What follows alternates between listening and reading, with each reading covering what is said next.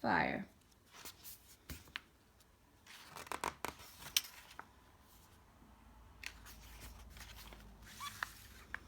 Wildfire alert. Chief Fire Officer Cooper stared at the huge electronic weather map on the wall at the fire headquarters. The weather stations were reporting hot, northerly winds gusting over 30 miles per hour, with no rainfall likely for 48 hours. Satellite photographs showed a high level of dryness in the grasslands and forests across the state. After checking the locations of small fires already reported, he reached for the telephone. Chief Fire Officer Cooper here, he stated, I'm declaring tomorrow a day of total fire ban. No one will be able to light a fire outdoors. Within minutes, volunteer firefighters all over the area were contacted by pager. They were immediately on alert for the possibility of wildfires. The evening newspapers and radio and television newscasts warned people of the following day's total fire ban. Total fire ban. Days occur in Australia on days of extreme fire risk. On these days, temperatures are very high, there is little moisture in the air, forests are dry, and strong winds are expected. Fire headquarters tries to tell the media the night before a TFB day so that all news broadcasts and newspapers can warn people. Is it illegal to light any fires outdoors on a TFB day? Around 5 o'clock that afternoon, volunteer firefighter Captain Davies received a paper message telling him that a fire had broken out near Scrubby Creek. Locking up his butcher shop, he hurried to the fire station at the end of the street.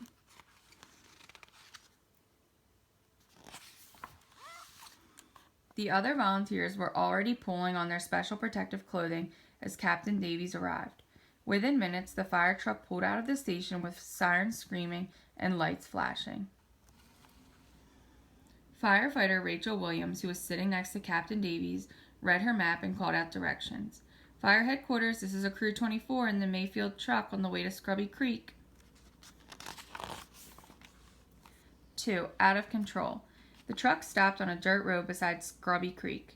2 kangaroos bounded out from the smoke-filled gully and a flock of cockatoos screeched overhead. In the brush, over there, shouted Captain Davies. Rachel and another volunteer, Spyro, attached the hoses to the water pump. The other firefighters rolled the hoses out and connected the nozzles to them. Captain Davies grabbed the radio handset. The fire is burning in undergrowth in the valley. With this wind, it might change to a crown fire in the forest nearby and threaten the houses on top of the hill. We need at least one more truck over on the east side of the valley to help us out. The firefighters could feel the hot ashes on their face. As the smoke cloud became worse, they put on their goggles to protect their eyes. The taste of soot was strong in their throats. Experience told them that this might be a long battle, so they tried to relax and settle into routine to be sure they'd last the day. It was not long before Crew 24 heard the arrival of the support team's trucks across the valley to the east.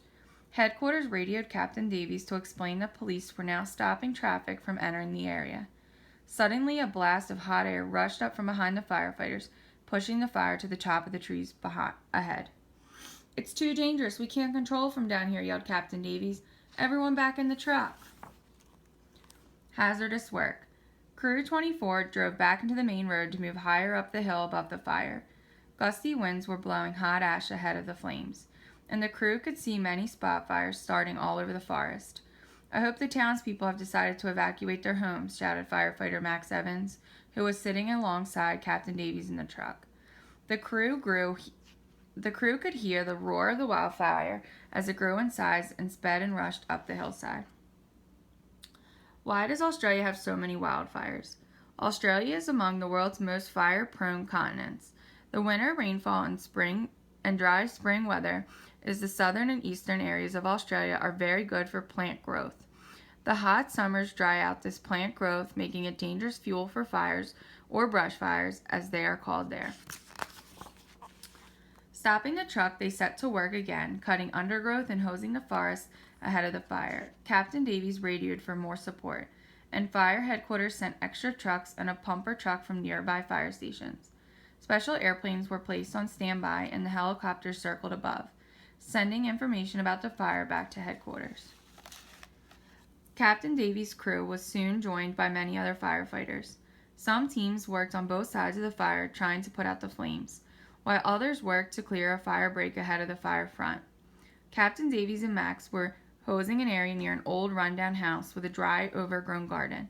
Leaves filled the spouting, and piles of wood and trash were stacked around the garden. "It'll be hard to save that house," yelled Max against the roar of the fire. No time for games. Just then, a small black dog came running from the old house carrying a stick. He ran up to Captain Davies and dropped the stick at his feet. He wagged his tail, hoping for a game. "Not now. Go home, boy," said Captain Davies, rushing past him. The dog picked up the stick and ran after the firefighters. "Water's getting low. We need a refill," Rachel yelled to Spyro. "That's a dam 2 blocks away." Spyro drove to the dam and pumped water into the tanker. The dog followed them to the dam and ran around excitedly, dropping the stick and barking. "Crazy dog," said Rachel, throwing the stick as far as she could. The dog ran after it. Driving back to the fire front, Captain Davies noticed a man dressed in shorts trying to save his house by hosing it down.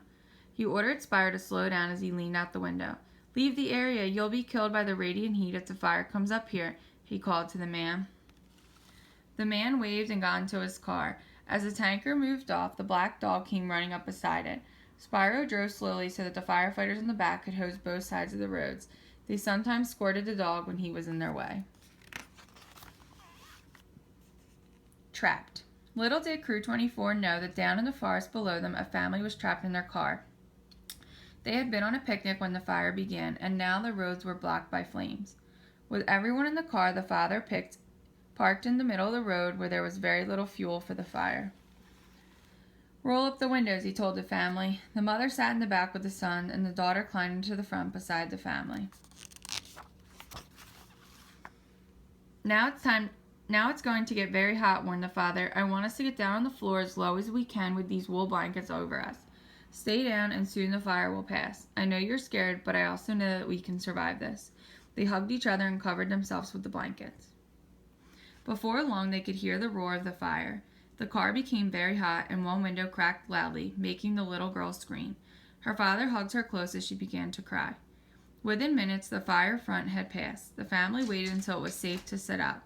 All around them was blackened forest and smoking grass. "We're okay," said the mother, reaching over to hug her son. Mission accomplished. Captain Davies was very tired, and he looked at his watch. It was almost midnight. He radioed fire headquarters for a new team of firefighters to be sent to the fire front so that Crew 24 could have a rest.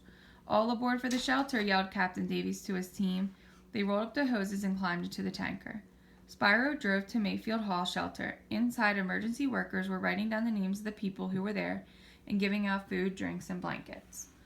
An emergency worker gave the firefighters drinks and sandwiches. Captain Davies looked at his crew. They were dirty and tired, but he was very proud of them. He left the group and walked outside. Sitting on a step with a coffee mug, Captain Davies heard a soft noise nearby. The little black dog came slowly out of the darkness. Seeing Captain Davies, he wagged his tail and lay down at his feet.